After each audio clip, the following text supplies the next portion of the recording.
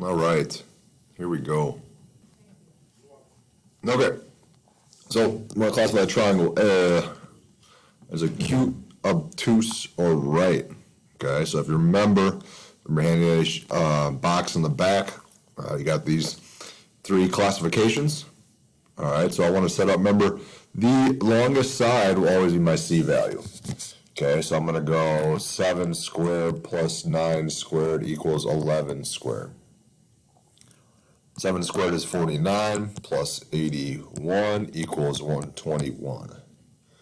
49 plus 81 is 130, which is greater than 121, which tells me this is acute. Classify this one. The longest side is 10. 4 squared plus 8 squared equals 10 squared. 4 squared is 16, 8 squared is 64, and 10 squared is 100. 64 plus 16 is 80, which is less than 100. That's what's obtuse. Obtuse. All right, that's number 2. 1, then 2. All right, now let's start to get into it. Okay, so solve for all the missing parts. All right, I'm just going to choose to solve for AB first. I'll call that X.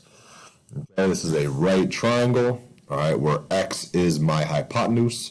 So I'll use the Pythagorean theorem. 3 squared plus 6 squared equals X squared.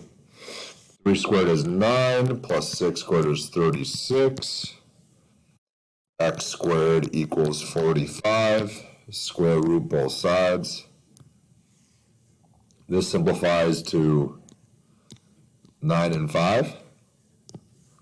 So X equals 3 root 5. Now, 3 root 5 is AB. Some people may have gotten the decimal, which is 5.2, if you didn't simplify it. Okay? Next thing I want to do is solve for angle A. All right, angle A is a missing angle. That means it's my reference angle. That means this side is the opposite and this side is the adjacent. And this is the hypotenuse. I have opposite and adjacent. So that's TOA, tangent. I'm going to go tangent of A equals 6 over 3, or A equals the tan inverse of 6 over 3. Plug it into my calculator. If I go to tan inverse of 6 over 3.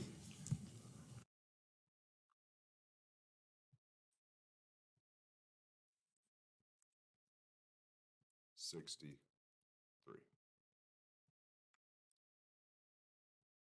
All right, so I got 63.13 degrees. Right, you can't see that, so I'm gonna write it right here. A equals 63.13 degrees. Now, if I want to find angle B, I could just do the same process. All right, and then use B as my reference angle, then 3 would be the opposite, and 6 would be the adjacent. Or I could just do 180 minus 90 minus 63.13 and get 26.57. Okay. Here we go. Let's try the next one. All right. Number 4. Solve for all the missing sides. So I'm going to call this X. 6 is my hypotenuse, so it'll be 3 squared plus X squared equals 6 squared. Or 9 plus X squared equals 36. X minus 9, X equals 27. X squared, excuse me. Square root both sides. 9 and 3. X equals 3 root 3, which is about 5.2.